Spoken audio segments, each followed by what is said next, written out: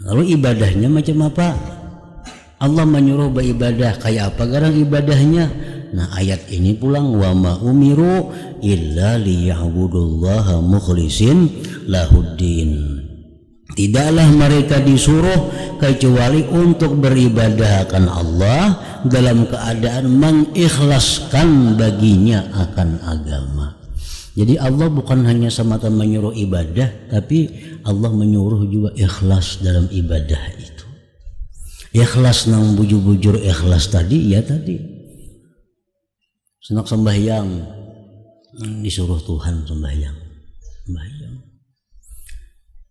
Meninggalkan ini dilarang Tuhan. Nah itu ikhlas dalam meninggalkan maksiat.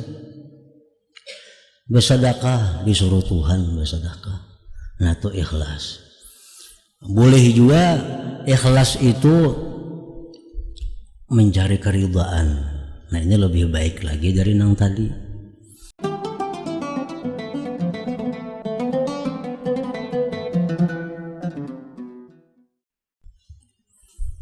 Bismillahirrahmanirrahim. Alhamdulillahirabbil alamin. Wassalatu wassalamu ala asyrafil anbiya'i wal mursalin. Sayyidina Maulana Muhammadin wa ala alihi wa sahbihi ajma'in. Bab pertama pada menyatakan ikhlas dan menghadirkan niat pada sekalian amalan yang zahir dan batin. Ikhlas beribadah, beramal semata-mata melaksanakan perintah Allah atau beribadah, beramal semata-mata mencari keridhaan Allah dan menghadirkan niat pada sekalian amalan yang zahir dan batin, baik amalan itu yang sunat dihadirkan niatnya atau amalan-amalan yang mubah, amalan-amalan yang boleh dihadirkan niatnya, agar amalan-amalan yang boleh itu menjadi sesuatu yang bernilai ibadah. Seperti makan contohnya. Nah makan itu apabila kita kada berniat apa-apa, maka makan itu adalah sesuatu yang dibolehkan. Maka kita makan dapat kenyang. Tetapi kalau kita makan itu ada niatnya, nah maka makan itu di samping kenyang lagi dapat pahala. Contohnya kita makan, misal makan pagi, nah berniat dalam hati waktu hendak makan itu tujuan kita adalah untuk kuat diri melaksanakan perintah Allah Subhanahu wa ta'ala. Jadi bukan hanya kita makan tuh berniat pada waktu sahur bulan puasa, tapi makan tuh hari-hari, makan siang, makan malam, makan pagi, kita niatakan. Nah, jadi di samping kita disuruh mengucap Bismillahirrahmanirrahim supaya makanan itu kada dicampur oleh syaitan. Bismillahirrahmanirrahim. Nah ditambah lagi kita niat makan itu untuk menguatkan diri beribadah kepada Allah. Jadi fungsinya niat itu pertama, dengan adanya niat seperti tadi, makan kita jadi bernilai pahala. Nah yang kedua, membantu diri kita untuk menghindarkan daripada hal-hal yang maksiat. Allah akan membantu, Allah akan menolong. Sebab kita makan tadi berniat. Nah saja aku makan untuk menguatkan diri beribadah kepada Allah. Niatnya sudah bagus. Jadi kita makan, perut kenyang, tenaganya dapat, pahalanya dapat. Maka kita akan ditolong oleh Allah sampai siang untuk beribadah dan dijauhkan daripada maksiat. Nah, itu contoh menghadirkan niat daripada sekalian amalan. Nah, kita memakai baju, memakai baju contohnya memakai salawar. Nah, itu kan sudah ada ajaran Nabi, bacaannya ini Allahumma inni as'aluka min khairihi wa khairi ma fihi wa a'udzubika min syarrihi wa syarri ma fihi. Nah, pakai baju. Nah, supaya kita ada niat yang bagus, kita memakai pakaian ini adalah untuk menutupi aurat yang diperintah Allah menutupinya. Nah, dapat pahala pulang kita berpakaian itu. Nah, jadi sampai pakaian kita lepas, hanya kita lepas daripada pahala. Karena berpakaiannya berniat, saja aku berpakaian menutupi aurat yang diperintahkan Allah menutupinya. Nah, pakai pakaian. Jadi pakaian kita pakaian yang berpahala jadinya. Memakai pakaian yang bagus umpamanya, ada macam-macam pakaian. Ada pakaian yang bagus, pakaian yang indah. Nah, kita niatakan saja aku memakai pakaian yang bagus ini nah untuk mendatangkan kecintaan Allah Subhanahu wa taala. Nah, jadi pakaiannya bagus, mana dapat pahala. Nah, jadi samping niatnya menutup aurat, kalau pakaian yang bagus, pakaian yang indah, nah, aku pilih pakaian yang bagus ini apa? Ini ada baju berapa macam, ada tapih berapa macam, kita ambil yang baik. Kenapa ambil yang baik? Ambil yang bagus. Nah, niat kita ada dalam hati untuk mendatangkan kecintaan Allah Subhanahu wa taala. Nah, kenapa gerang? Karena Allah indah dan suka tiap-tiap yang indah. Innallah jamil yuhibbul jamal. Allah itu elok dan Allah suka tiap-tiap yang elok itu. Pokoknya segala perbuatan yang dibolehkan dalam agama itu bisa kita ulah niat yang baik supaya yang boleh itu jadi ibadah, jadi berpahala. Nah, tapi kalau maksiat, nah itu kadakawa dirubah dengan niat. Misal pakaian yang maksiat, nah itu kadakawa dirubah jadi berniat yang baik. Orang berselawar handap, maulah berniat saja aku menutup aurat, selawarnya selawar handap pada mau kalau. Nah, binian perempuan baju-baju yang membuka kelihatan aurat, kaulah berniat saja aku memakai baju ini untuk menutup aurat, pakaiannya aja kada menutup aurat, kada kau berniat itu karena nang haram itu kada kau diniatakan dengan niat yang baik. Pakaian yang bagus tapi haram, pakaian yang indah tapi haram. Kalau niat saja aku mengambil pakaian ini mendatangkan kecintaan Tuhan, sedangkan Tuhan marah itu pakaian yang haram. Nah, kada kawa. Jadi kalau pakaian kita nang boleh, pakaian kita nang mubah, nah setiap kali kita berpakaian kita niatakan satu menutup aurat, yang kedua mendatangkan kecintaan Allah Subhanahu wa taala. Nah, itu maksudnya menghadirkan niat pada sekalian amalan yang zahir. Kita mencari makan yang nyaman, makan biasa hari-hari sudah kayak itu. Di rumah kita makannya kayak itu bang sudah, besokan ini tang hari ini malam. Di rumah biasa kayak itu aja makan. Nah, kadang-kadang makan itu niatakan untuk menguatkan diri melaksanakan ibadah. Nah, sewaktu-waktu kita hendak merasai makan yang nyaman, datang ke warung mana, ke situ ke mana, hendak makan yang nyaman nih. Nah, kayak apa niatnya supaya makan nyaman itu terdapat berpahala pulang. Nah, jadi niatakan makan yang nyaman itu, nah aku mencari makan yang nyaman ini untuk menambah kesyukuranku kepada Allah, untuk menambah syukur. Nah, biasa makan iwak besanga, kuah mie, syukur juga lawan Tuhan. Tapi ini makan nasi sop besati, lain syukurnya lain. Nah, jadi makan nyaman-nyaman tuh sewaktu-waktu kita cari makan nyaman di mana, tapi niat hati kita bukan memuaskan hawa nafsu, ada tuh orang kada beriman itu. memuasakan liur makan ke situ kamari cari itu orang kada ilmu kada iman. Kalau orang beriman itu mencari nang nyaman-nyaman itu tujuannya apa? Untuk menambah syukur nang sudah ada, menambah syukur. Minum banyu teh lapas semuanya minum ampi haus syukur aja juga.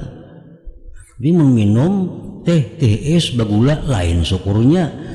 Nah jadi menambah kesyukuran itu adalah bagian daripada ibadah juga. Jadi belajar niat samuan gawing supaya ada niatnya, sehingga kita kemana-mana ada niat, jangan kosong. Ini orang mengembara, orang berkelana itu orang kada ada arah. Orang bakalana mengembara itu orang nang kada ada arah. Nah kemana itu berjalan? Pokoknya aku mengembara kemana sampainya. Nah itu orang kada ada arah ngarannya. Nah kalau hati kita kosong daripada niat, itu ngarannya hati kita nang mengembara. Bujur ada zahirnya nak kemana nak ke Banjar, tapi tujuannya nang apa? Kada ada nang musti. Itu ngarannya hati nang mengembara, hati nang bakalana. Nah hendaknya tujuan zahir kita itu jelas kemana ke Banjar. Niatnya apa? Nah niatnya cari nang bagus. Nah niat cari nang bagus. Ini niat itu nang mendorong kita. Nah niat itu nang membangkitkan kita untuk memakai, untuk memakan, untuk meminum, untuk bergerak. Niat itu nang mendorong. Nah bilanya sambilan aja, sambil salajur tuh kada berniat ngarannya. Umpamanya kita ke Banjar, durungan ke Banjar itu untuk ini misalnya, kada ibadah. Aku di salajurakan, salajurnya ada ziarah ke kubur siapa ke situ. Nah salajur tuh kada niat ngarannya, itu kada jadi pahala. Jadi perjalanan itu bukan perjalanan pahala. Ziarahnya berpahala aja, cuma perjalanan menuju ziarah itu kada perjalanan pahala, sebab kada ada pembangkitnya. Nah membangkitnya bukan ziarah, jakanya ziarahnya kada kesana bang, cuma ada sambil yang macam-macam sehingga berangkat ke sana. Nah jadi perjalanan itu kada perjalanan yang bernilai ibadah, padahal jakanya jalan itu bernilai ibadah banyak banget pahalanya. Nah, kita mulai sini nak ke Banjar berapa jam? 4 jam hanya sampai. Kalau pembangkitnya dalam hati berangkat ke Banjar itu ibadah, 4 jam itu dalam keadaan pahala. 4 jam itu dalam keadaan sabilillah ngarannya. Napa nak ke Banjar hatina? Maelangi anda kalau warga nang garing di rumah sakit. Nah itu tujuan nang mulia, itu tujuan nang ibadah. Jadi mulai rumah hingga berangkat sampai ke rumah sakit, sampai balik ke rumah ingat tuh fisabilillah, terus pahala yang didapatnya karena tujuannya jelas. Yang membangkitkan inya untuk ke Banjar itu adalah mailangi nakulaknya di rumah sakit itu. Kebetulan di Banjar ujuk-ujuk ke situ kamari itu pada kisah lagi, karena itu sambil aja tujuan utama mailangi kula nang garing di rumah sakit. Nah itu yang dipandang Tuhan yang pembangkit utama, itulah niat ngarannya. Jadi sebelum kita memakai sesuatu, memakan, minum, sebelum kita bepergian, ada niat dulu. Apa niatnya? Supaya jalan kita ini jalan Allah, jalan yang dapat pahala. Dan apabila perjalanan itu perjalanan nang sabilillah di jalan Allah, ditolong oleh Tuhan. Ditolong. Kita di perjalanan ditolong oleh Allah, asal pembangkit niatnya itu bagus, niatnya itu baik. Firman Allah Ta'ala, wa ma umiru illa liya'budullaha mukhlishina lahuddin hunafa'a wa yuqimus salah wa yu'tuz zakah wa dzalika dinul qayyimah. Maksudnya, dan tiadalah mereka disuruh kecuali untuk beribadah akan Allah dalam keadaan mengikhlaskan baginya Allah akan agama.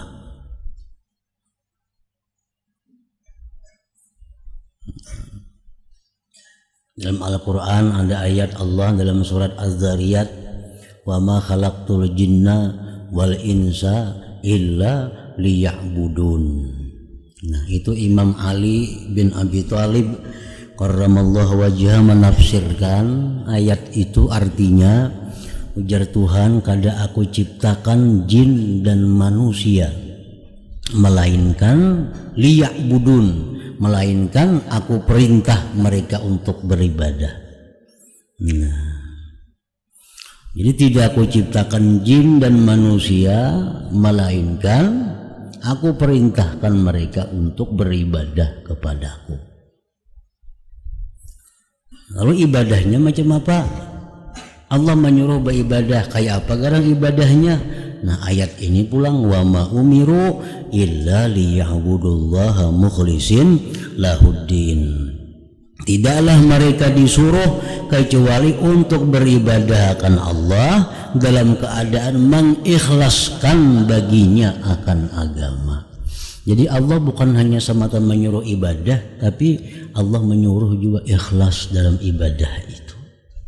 Ikhlas nang bujur-bujur ikhlas tadi, ya tadi senak sembahyang, disuruh Tuhan sembahyang. Meninggalkan ini dilarang Tuhan. Nah, itu ikhlas dalam meninggalkan maksiat. Bersedekah disuruh Tuhan bersedekah. Nah, itu ikhlas. Boleh juga ikhlas itu mencari keridhaan. Nah, ini lebih baik lagi dari yang tadi. Ini orang ini merasa disuruh Tuhan kalau sembahyang. Akhirnya aku sembahyang ini semata-mata Allah nyuruh. Jangan yang lain nyuruh pada sembahyang pas subuh ini. Cuma ini Allah yang menyuruh sembahyang subuh. Lalu aku sembahyang subuh. Nah, itu ikhlas karena Allah. Itu sudah baik. Tapi yang lebih baik lagi mencari keridhaan Allah. Kenapa sembahyang aku bertengah malam pukul 2 hari hujan? Aku hendak dapat keridhaan Allah. Nah, itu yang paling bagus lagi. Nah, hendak mendapat keridhaan Allah. Itu jauh lebih baik daripada yang tadi diperintah. Lebih baik daripada hendak dapat surga. Lebih baik daripada supaya jangan masuk neraka. Kalau kita bersedekah, kita menuntut ilmu, mulai rumah kita turun untuk menuntut ilmu, mencari keridhaan atau mendapatkan keridhaan Allah Ta'ala. Jadi kalau kita mulai rumah menuntut ilmu, turun dari rumah dengan niat menuntut keridhaan, menuntut ilmu, mencari keridhaan Allah, nah mulai rumah sampai kita ke pengajian, balik ke rumah, kita dalam keadaan diridhai oleh Allah. Anda kada mati dalam husnul khatimah ngarannya itu. Orang menuntut ilmu, niatnya mulai menuntut ilmu apa? Tuhan nyuruh, ikhlas juga ngarannya. Sampai menuntut ilmu, aku hendak dapat keridhaan Allah, ikhlas juga ngarannya. Nah, turun mulai rumah, di tengah jalan mati husnul khatimah ngarannya. Sama aja orang hendak ke Banjar tadi. Ngapa ke Banjar tadi tujuan? Ada kula nang garing. Nah, kan disuruh mailangi orang garing. Atau ada kawan nang garing, ada kawan nang garing. Pulang ke Banjar, mati tengah jalan, baik mati bujur atau mati tabrakan, mati apa? Matinya husnul khatimah. Karena niatnya bagus. Coba kalau niatnya kada kekaruan. Niatnya sudah mulai rumah turun tuh niatnya kada bagus. Kalau niat nang mubah, ya sama lawan mengembara itu kada ada apa-apa. Apalagi niatnya maksiat. Aku mulai rumah ini sudah turun niatnya hendak beremian ke sana. Mati di tengah jalan, mati dalam su'ul khatimah ngarannya. Mati dalam su'ul khatimah. Sakit nih tuh. Jadi yang hendak kita berbuat kebaikan, niat berdahulu. Kalau hendak juga berbuat maksiat, jangan berniat. Artinya kalau memang harus berbuat maksiat juga karena manusia ini kada sunyi daripada maksiat, buatlah maksiat tapi sepuntan. Ya, Apa arti spontan? Jangan maksiat, jangan berniat, jangan berencana. Ini seminggu sudah berencana, kayaknya aku hari anu hendak berbuat maksiat. Nah semingguan dalam kemurkaan Allah. Walaupun engkau sembahyang tiap hari, walaupun engkau mengaji tiap hari, tapi karena niat seminggu sudah bertunggu untuk maksiat, semingguan dalam keadaan dimurkai oleh Allah Ta'ala. Manusia ada bisa nafsu kada kawa kada maksiatnya, memang garisannya kayak itu. Buatlah maksiat tapi jangan berniat. Nah, jangan berniat buat maksiat, tobatnya nyaman. Jadi kalau berbuat baik, nah ya dirancang bahwa kayaknya aku lagi 6 bulan lah. Insya Allah kayaknya aku hari libur 6 bulan ini aku hendak mailangi kula di anu, anak silaturahmi ke anu, anak ziarah ke anu, nah hendak buka kenyabaikan. Nah apa padahal 6 bulan lagi tuh. Nah selama 6 bulan itu niatnya bagus tadi, dalam keridaan Allah Subhanahu wa Ta'ala, itu amal nang kada ngalihi, amal nang kada ngalihi. Baca Quran sajam mungkin panat sudah. Tapi kalau kita niat tadi bagus, nah padahal awas tadi gawiannya tapi niatnya sudah ada, nah itu nang untung. Orang-orang yang ditakdirkan Tuhan menjadi orang yang beruntung, orang yang dimudahkan Tuhan untuk berniat baik. Orang-orang yang digariskan Tuhan celaka, orang yang selalu merencanakan perbuatan maksiat di hari yang akan datang. Nah itu sudah.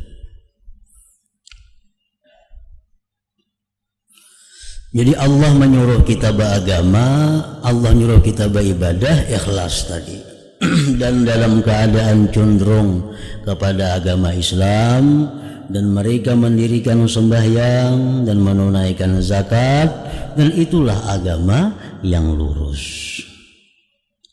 Makna ayat ini ialah Islam itu agama yang lurus atau agama yang berdiri di atas kebenaran. Wallahu a'lam. Dan firman-Nya lagi, wa may yakhruj min baitihi muhajiran ila Allah wa rasulih thumma yudrikuhul mautu faqad waqa'a ajruhu 'ala Allah. Maksudnya, dan siapa yang keluar daripada rumahnya dalam keadaan berhijrah kepada Allah dan Rasulnya, kemudian ia direnggut oleh kematian, maka sebenarnya pahalanya telah tersimpan di sisi Allah. Ini berdiam di suatu kampung nang jahat, kampung nang jahat. Di mana mengetahui kampung nang jahat itu? Apabila di kampung itu kada ditegakkan amar ma'ruf nahi munkar, itu kampung jahat ngarannya. Di kampung itu kada ada amar ma'ruf nahi munkar. Orang berbuat maksiat kada ada menagurnya, orang nang berjudi kada ada menagurnya, orang membawa bini-bini nakal kada ada menagurnya, orang beracara-acara orkes karaoke kada ada menagurnya. Di kampung itu kampung jahat ngarannya. Kampung nang di situ kada jalan amar ma'ruf nahi munkar, itu kampung jahat. Nah bila kampung jahat ini kita kada kawa membaiki, kita disuruh pindah, suruh pindah kepada kampung nang baik. Nah dalam perjalanan pindah itu kita mati di tengah jalan, itu pahalanya sudah sampai kepada Allah. Nah pahalanya sudah sampai. Maka ini kampung, kau sanggup bagaimana di kampung ini? Sanggup bagaimana di kampung sini? Berbuat baik dimusuhi orang. Nah, berbuat baik dimusuhi orang. Mengajak orang kepada kebaikan dimusuhi orang. Kemaksiatan kada denang menagurunya, kada denang menangatnya, pembakalnya sama menghulubakan lagi juga. Di kampung sudah kampung kada bagus. Nah, aku pindah kemana? Nah, dalam perjalanan pindah itu dia meninggal dunia. Nah, ini orang husnul khatimah, ini orang mati dalam keridaan Allah dan pahalanya sudah sampai kepada Allah.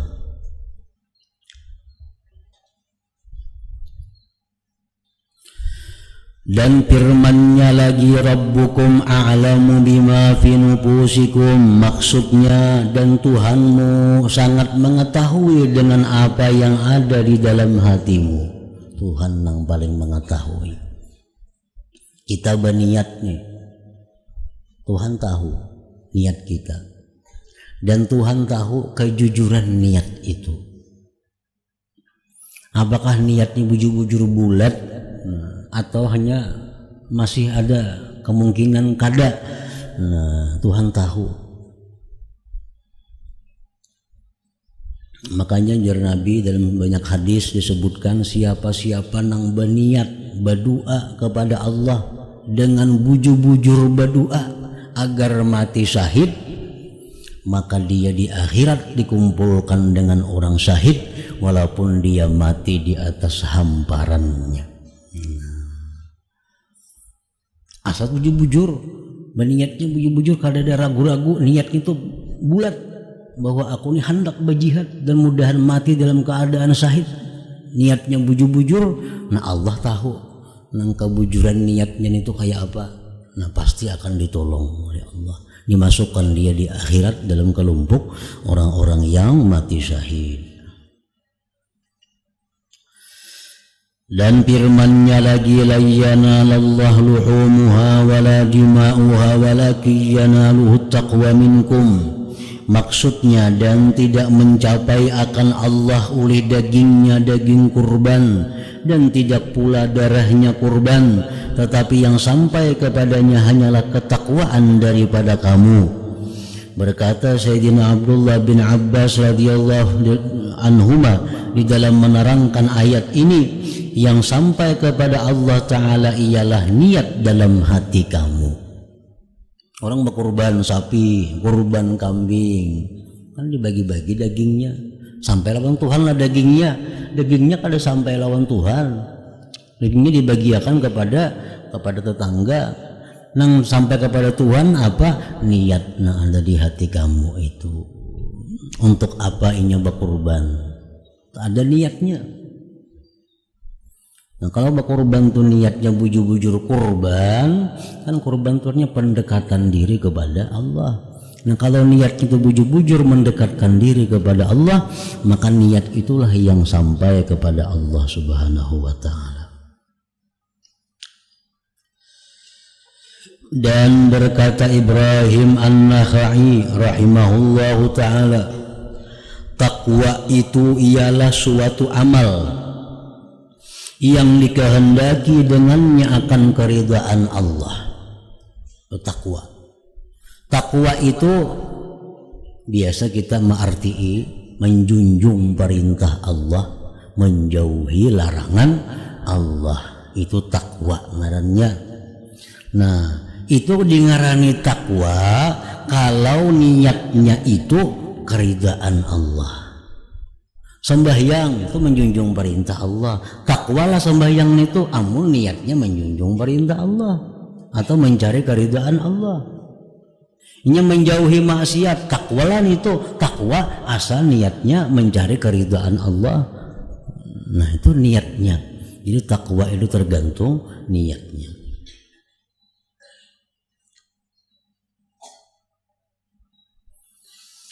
Dan berkata Imam Abdul Hasan Al-Wahidi rahimahullahu ta'ala, berkata Imam Az-Zajjaj rahimahullahu ta'ala, makna ayat ini ialah Allah Ta'ala tidak akan menerima darah ataupun daging kurban apabila tidak disertai dengan takwa tadi.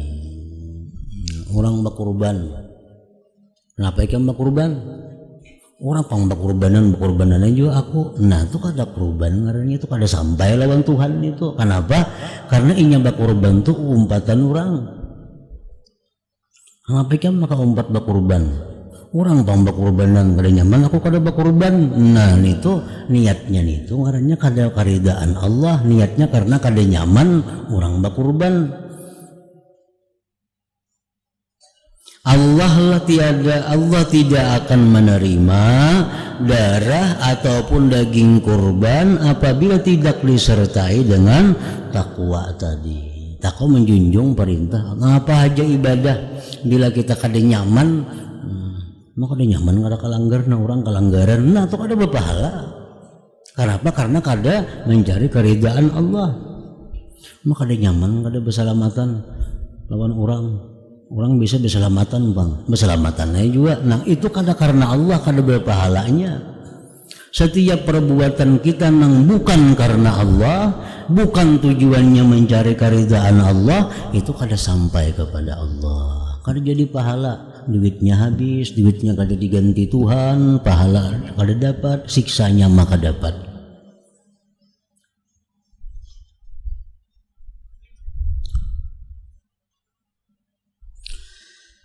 Maka oleh karena itulah dapat disimpulkan bahwa apa-apa ibadah tidak sah kecuali dengan niat at-taqarrub ilallah ta'ala, yaitulah untuk mendekatkan diri kepada Allah Ta'ala dan menunaikan kewajiban yang disuruh. Nah, menuntut ilmu, nah, mengaji itu apa niatnya? Bila kada berniat kakaruan kada ditolong Tuhan. Menuntut ilmu ikam bagana sini hakung bakurung, napa niatnya? Amun niat ikam kada bujur, ikam kada menuntung kaina. Keluar bukan jadi tuan guru, jadi orang buntat ingatakan ya. Kenapa? Kada berniat. Apa berniat menuntut ilmu itu?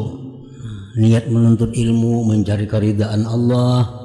Nah niatakan itu mencari keridaan Allah. Jadi ikam guring, ikam makan, ikam apa diridai oleh Tuhan. Selama ikam dalam tempat menuntut ilmu. Kadalapah ba'amal, kadalapah baca Quran. Niat menuntut ilmu itu mencari keridaan Allah. Bila bujur-bujur itu niatnya, Allah bantu, Allah tolong sampai dapat keridaan Allah itu. Nah, jadi niatnya banyak nang kada karuan nuntut ilmu ini niatnya sudah kada berniat berdahulu atau niatnya sudah rusak berdahulu. Mengaji kada mau menuntung, mengaji kada mau selesai. Kenapa? Karena kada berniat. Ujar para ulama mengatakan al-amru makana lillah fahuwa yatim wa makana li ghairi sayan hadim. Nah itu ingatakan benar itu al-amru makana lillah fahuwa yatim wa makana li ghairihi sayan hadim.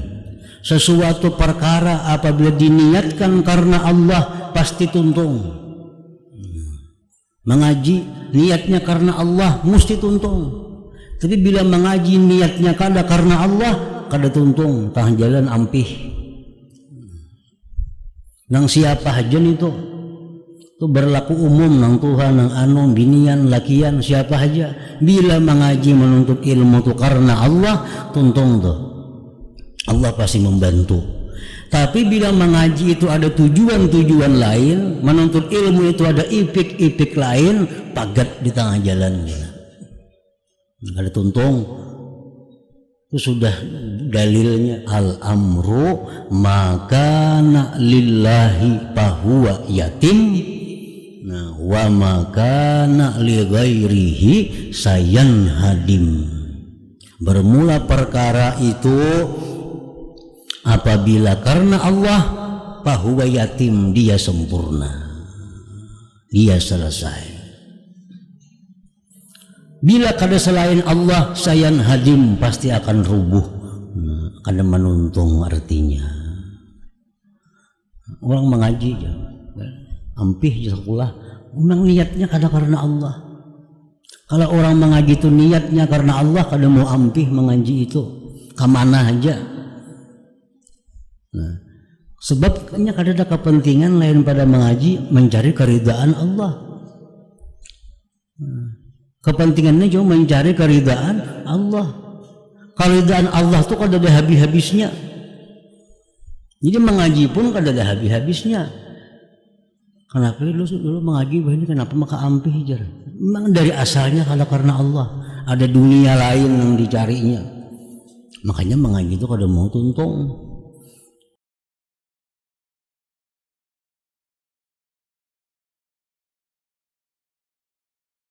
dan telah meriwayatkan akan kami oleh Al-Imam Al-Hafiz Abul Baqa Khalid ibnu Yusuf Al-Maqdisi An-Nabulusi Asy-Syafi'i radhiyallahu anhu dengan sanadnya daripada Sayyidina Umar bin Khattab radhiyallahu anhu berkata, telah bersabda Rasulullah sallallahu alaihi wasallam, innamal a'malu binniyat wa innama likulli imri'in ma nawa, wa man kanat hijratuhu ila Allah wa rasulih fa hijratuhu ila Allah wa rasulih, wa man kanat hijratuhu ila dunya yusibuha aw imra'ati yatazawwajuha fa hijratuhu ila ma hajara ilaih. Artinya, hanya saja segala amal itu dikira, dihitung, dibalas mengikut niat,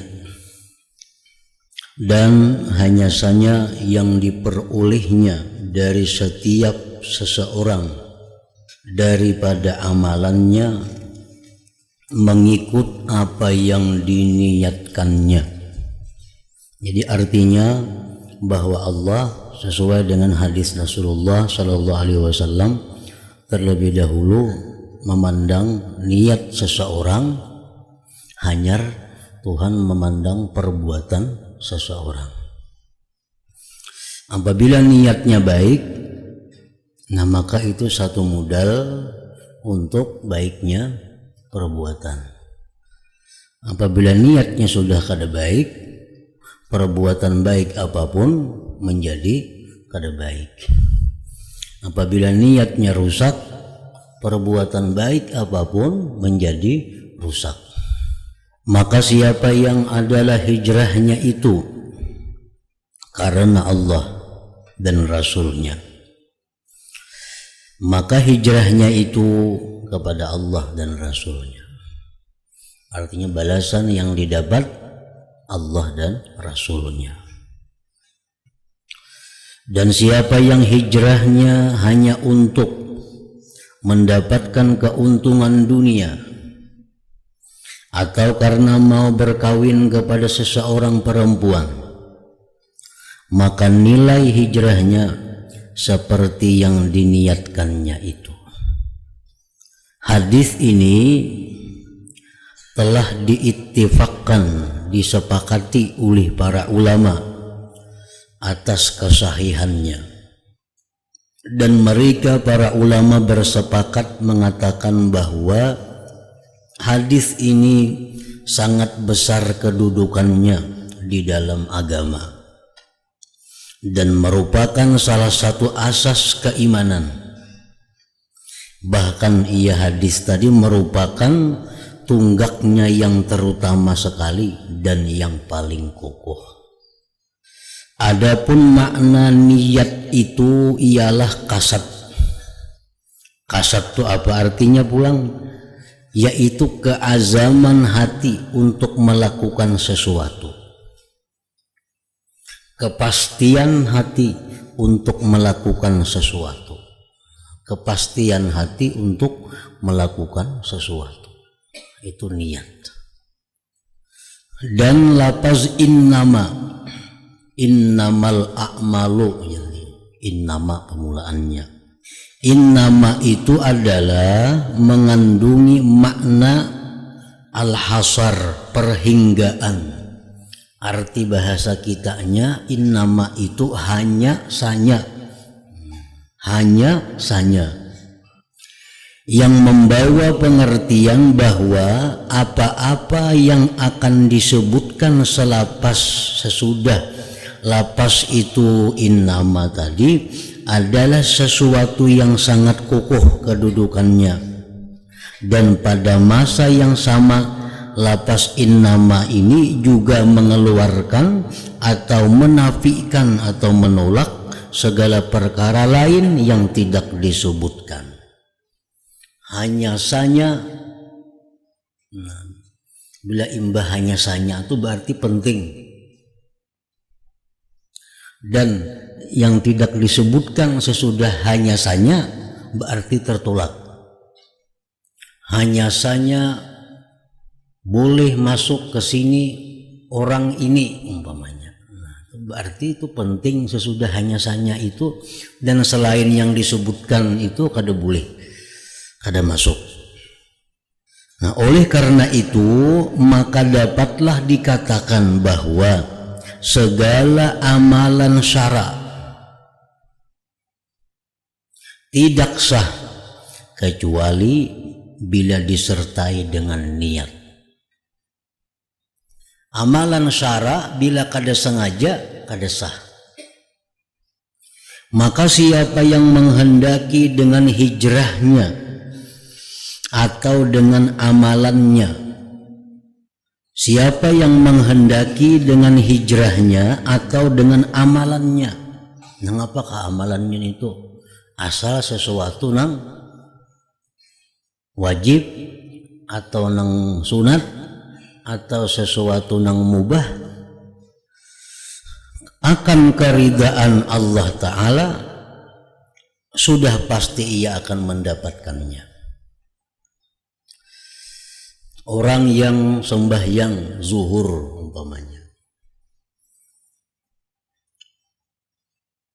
hendak mendapatkan keridaan Allah lalu sembahyang zuhur, nah maka dia dapat keridaan Allah. Orang yang sembahyang sunat duha tujuannya untuk mendapatkan keridaan Allah, maka ia dapat keridaan Allah.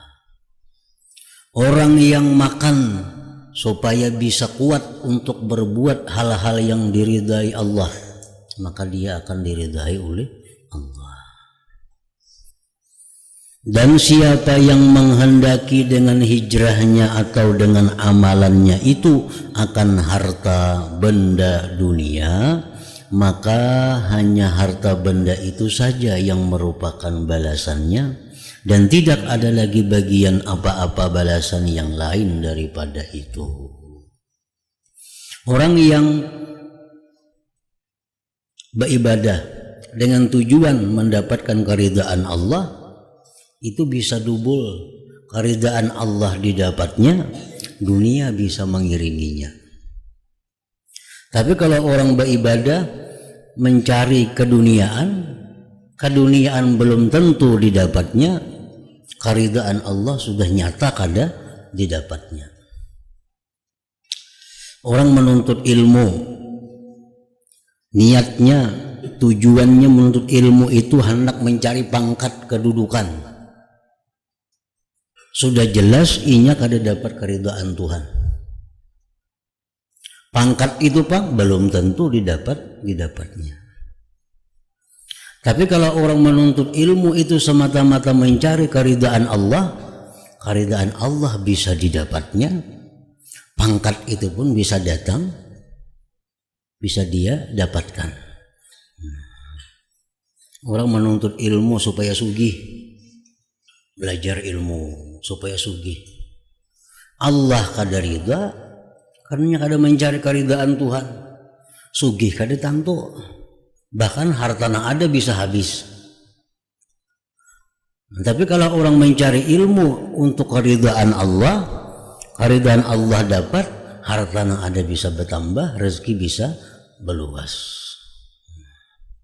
Dan hadis ini juga memberi pengertian bahwa niat itu adalah syarat bagi sahnya segala amalan, seperti wudu,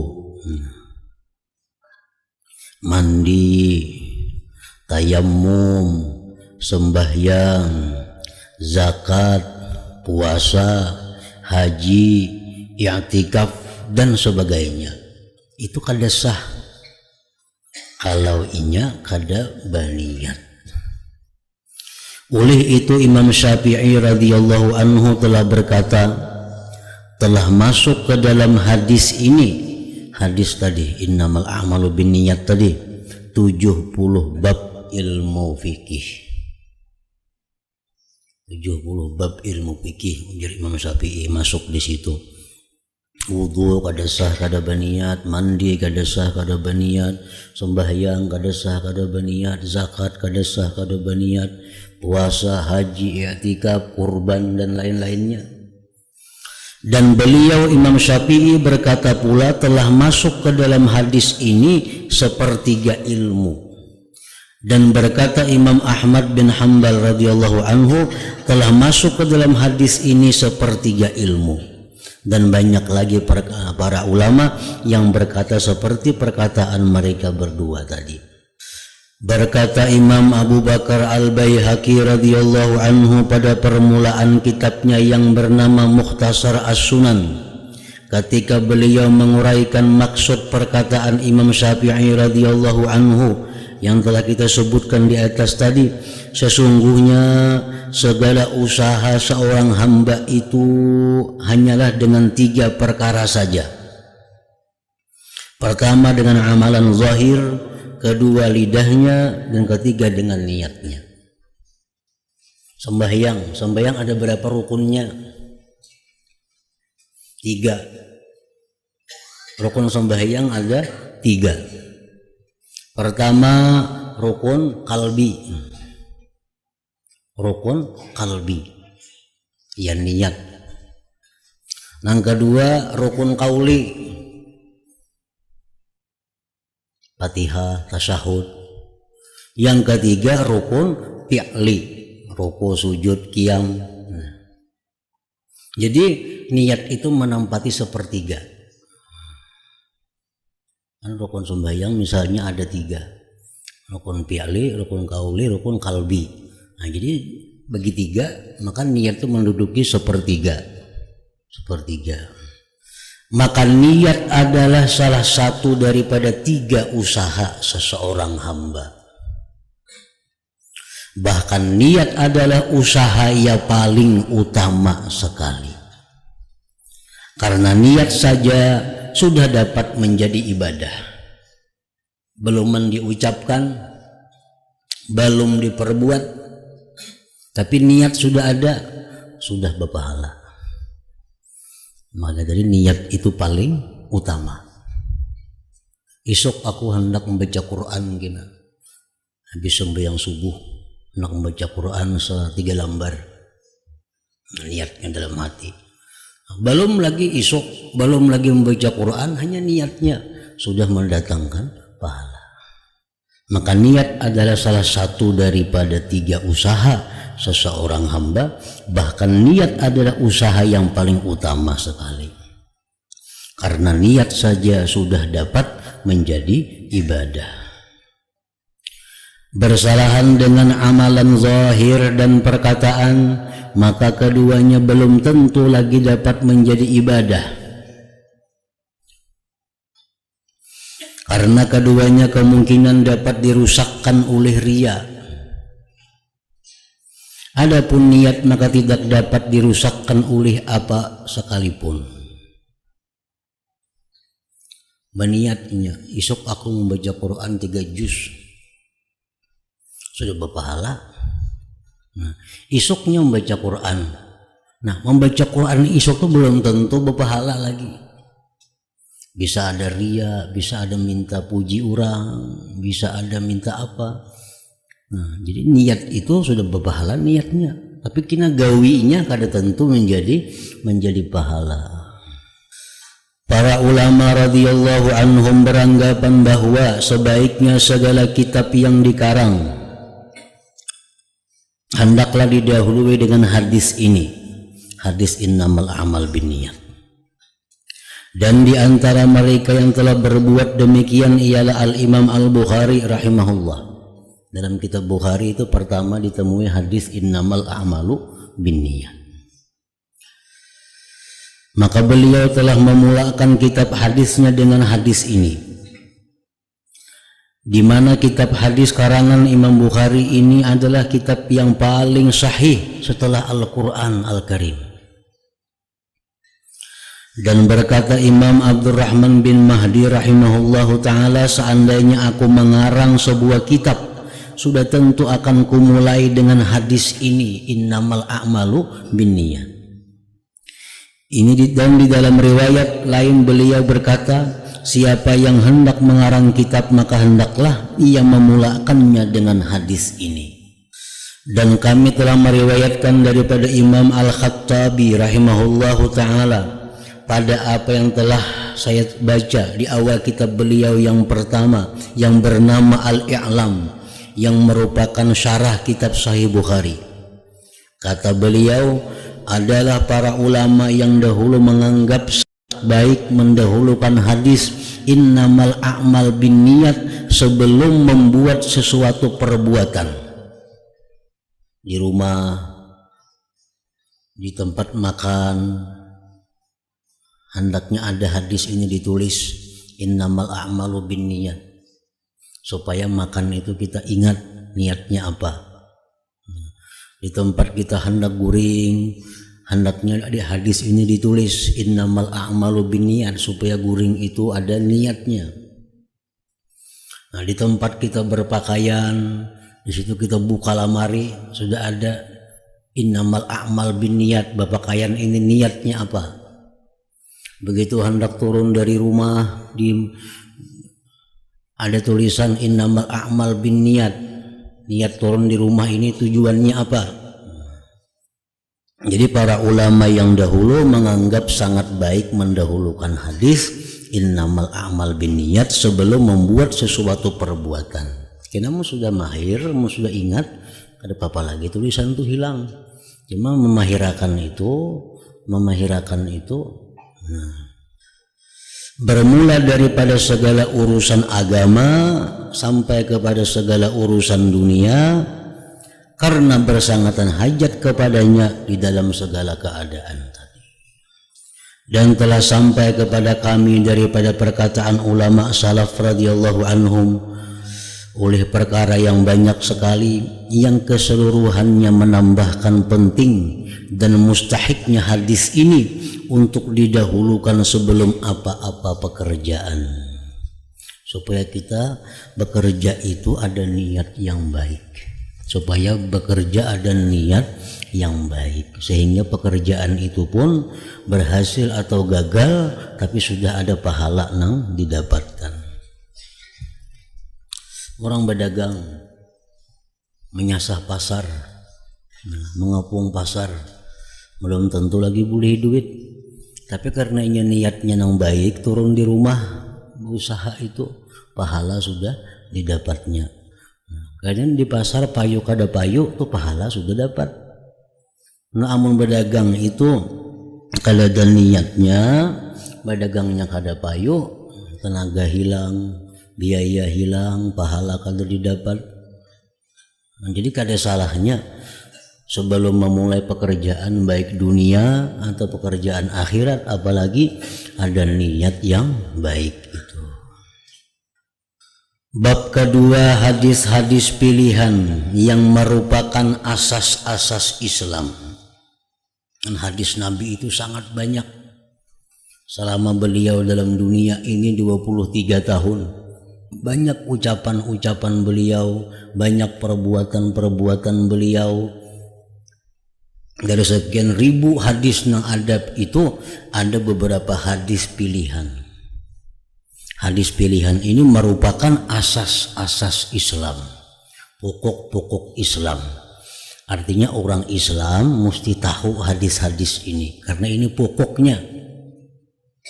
Namun kita mengetahui keseluruhan hadis Nabi, kadang mungkin kita kali cukup kepalanya. Nah, cuma dari sekian ribu hadis Nabi itu, dari sekian puluh ribu, ratus ribu, mungkin juta hadis Nabi banyaknya, itu ada beberapa hadis pilihan nang kawa dihafal, kawa diingat. Nang bila mana kita mengetahui hadis-hadis itu sama dengan mengetahui seluruh hadis-hadis Nabi tadi. Jadi diulahkan ulama, dicariakan ulama, ini hadis-hadis pokok nang mana setiap muslim mesti tahu dengan hadis itu. Di antara perkara yang seyogianya diambil perhatian ialah menerangkan hadis-hadis yang telah dikatakan bahwa hadis-hadis tersebut merupakan asas-asas Islam yang mengandungi perkara-perkara yang sangat penting dalam kehidupan dan mengandungi garis-garis besar dalam ilmu fikih dan segala jenis ilmu yang bermanfaat. Tauhidnya, fikihnya, tasawufnya, tercakup dalam beberapa hadis. Maka di sini kami akan sebutkan hadis-hadis pilihan tersebut. Dan di antara yang paling penting sekali di antara hadis-hadis pilihan tadi ialah hadis innamal a'malu binniyat itu yang telah kami sebutkan sebelum ini, di mana dengan sengaja kami sebut akan dia sebelum hadis-hadis yang lain karena ia mempunyai keutamaan untuk disebutkan lebih awal. Para ulama telah berbeda pendapat pada menentukan bilangan hadis-hadis tersebut. Dan orang yang banyak bersungguh-sungguh dalam menghimpunkan hadis-hadis tersebut ialah Al-Imam Al-Hafiz Abu Amr Utsman yang dikenali dengan sebutan Ibnu Salah rahimahullahu ta'ala.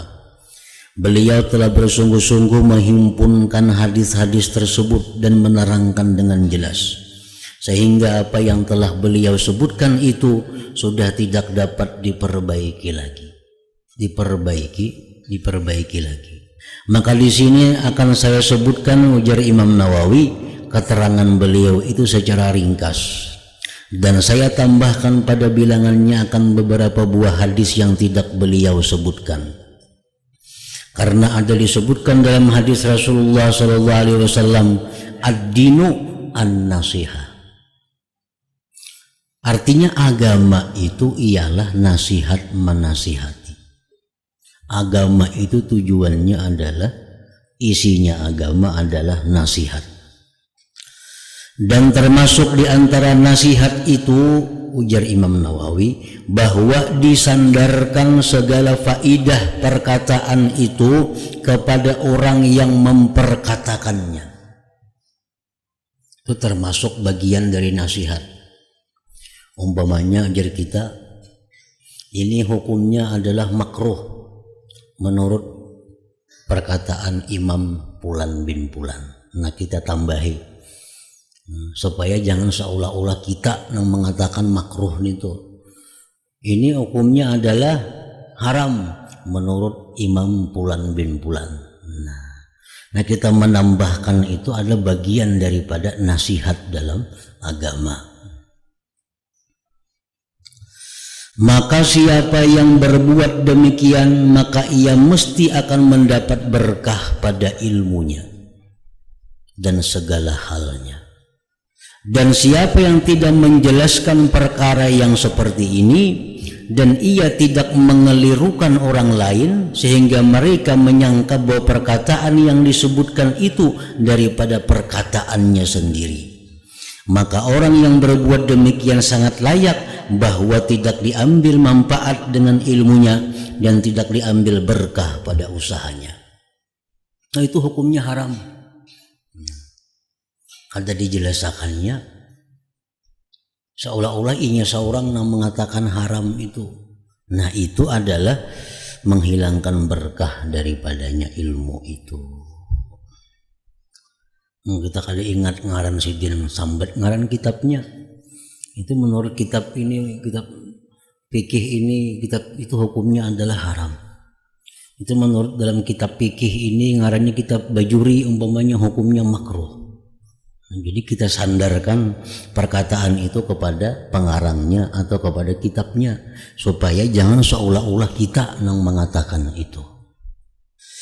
Oleh karena itu maka para ulama dari zaman dahulu senantiasa menyandarkan segala faidah itu kepada orang yang memperkatakannya. Belajaran kita biasa berkata pengarang rahimahullah wa nafa'ana bi ulumi, menyandarkan bahwa yang dibaca ini adalah merupakan buah karya daripada pengarang Fulan bin Fulan, bukan dari kita. Kita hanya membaca akan saja. Itu membawa berkah itu. Ya Allah, kami memohon akan taufik agar kami dapat membuat perkara-perkara yang menyebabkan keberkatan untuk selama-lamanya. Amin ya rabbal alamin. Berkata Imam Ibnu Salah rahimahullahu ta'ala, sesudah beliau mengaturkan dengan sebaik-baiknya perkataan para ulama pada menyatakan hadis-hadis yang merupakan asas atau pokok-pokok agama, Dan setelah beliau menyebutkan perselisihan mereka pada menentukan dan menentukan bilangannya,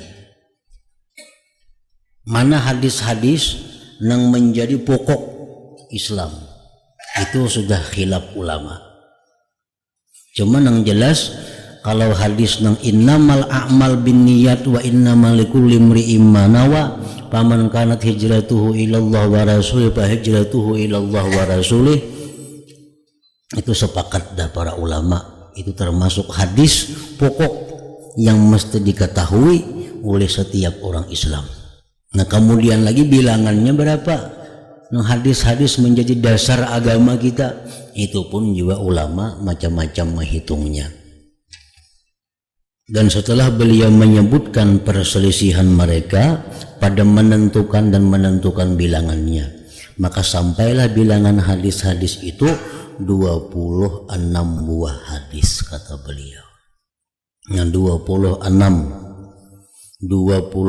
hadis ini adalah pokok dari ajaran agama Islam yang mesti diketahui oleh setiap orang muslim.